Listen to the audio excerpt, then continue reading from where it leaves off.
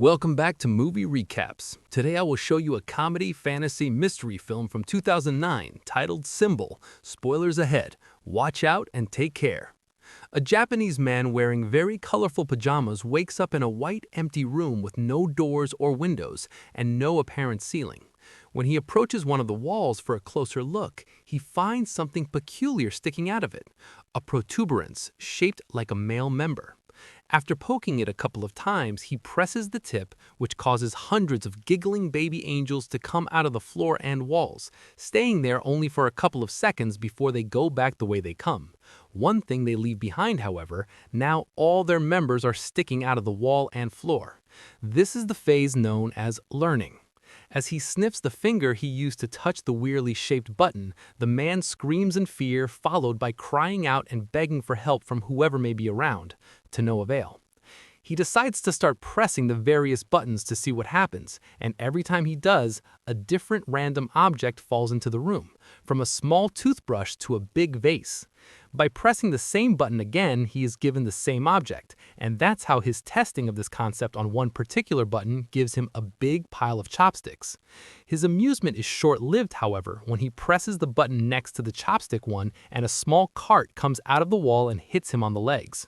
The next button he presses after crying out in pain transforms into a butt, which passes gas on his face. Hours later, the man has accumulated a huge variety of random objects in the room, and when he throws the ball at the wall, it presses a button that gives him sushi.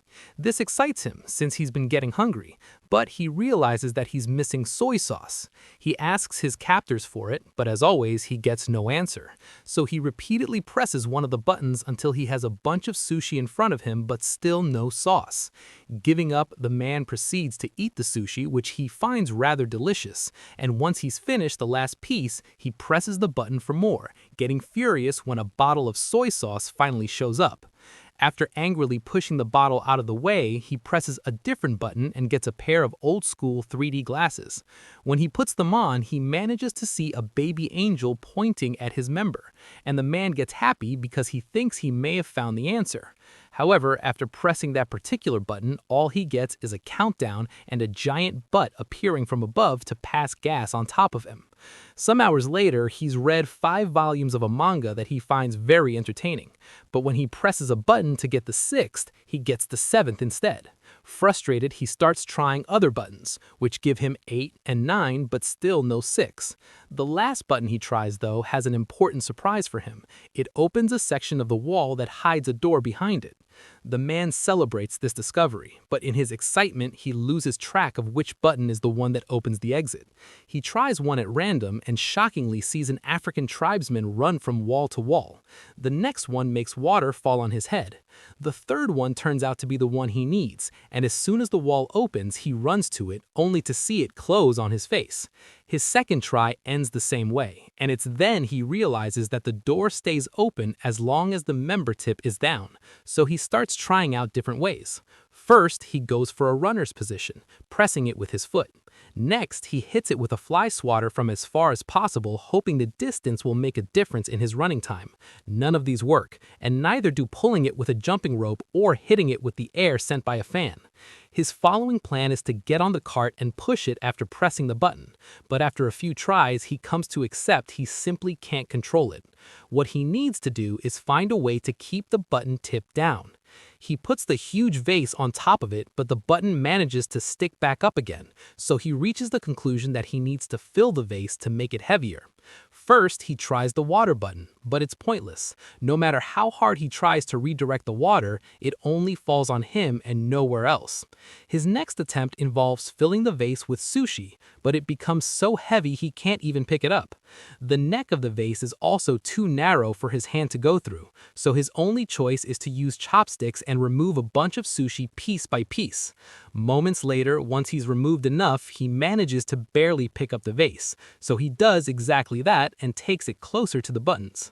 When he gets there, he finds himself having to put the vase down on the floor because he has lost which button it was again. And when he tries one, the African tribesman comes out of the wall and accidentally bumps into the vase, causing it to crack and break in half. This sends him over the edge, who, as he freaks out and yells non-stop, finds the right button and begins covering it with sushi. This, of course, doesn't work either, and the little member pops up among the rice.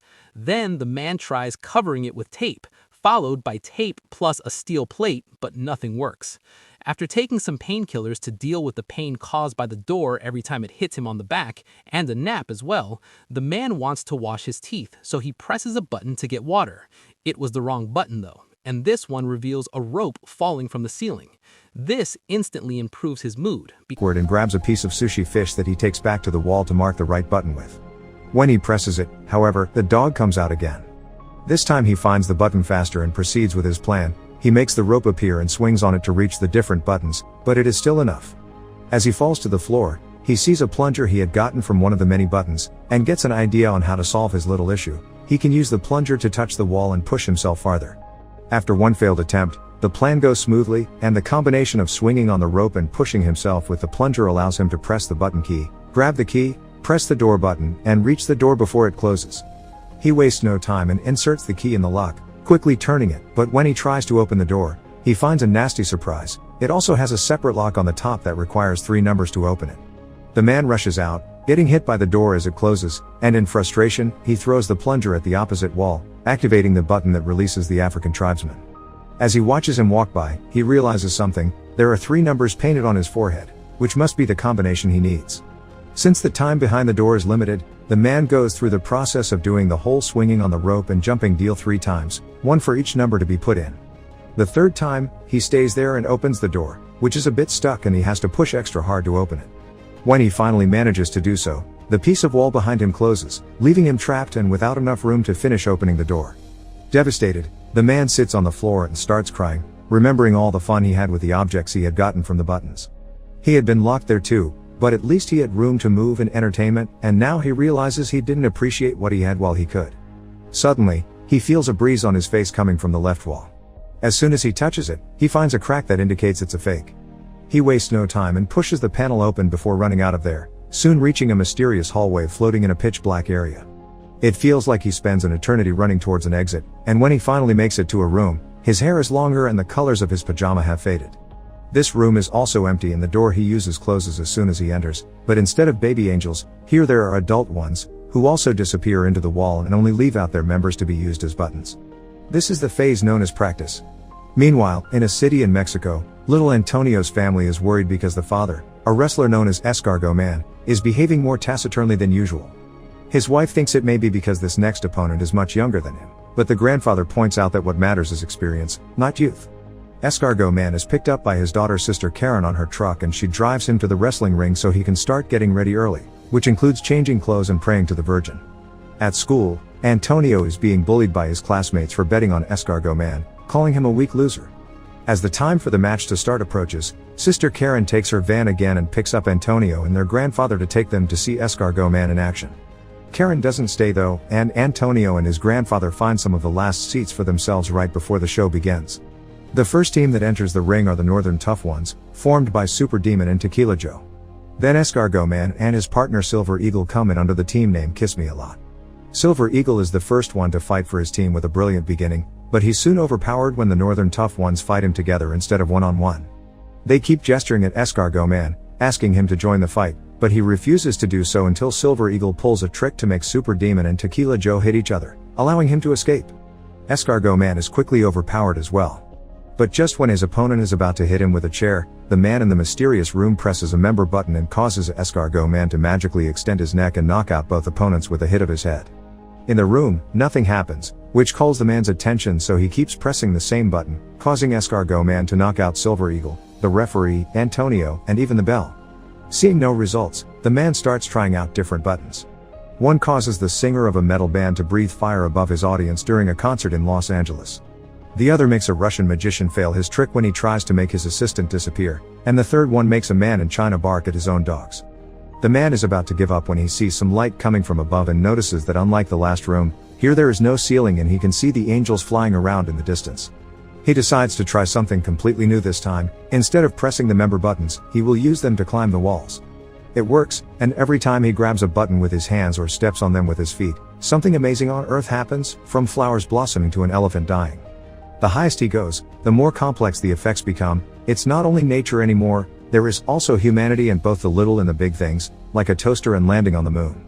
By the time he makes it to the top, both the man's hair and beard had grown long, and he doesn't need to hold on to the wall anymore. Now he can float as well, just like the angels, and using all his experience gained from the training at the previous rooms, he embraces his role of God and begins choosing humanity's biggest hits on purpose instead of randomly pushing buttons. By the time he's done, he's surrounded by feathers instead of walls, and he enters a glowing portal that takes him to the last room. This one has the continents on its walls and a huge member button that the man is about to press.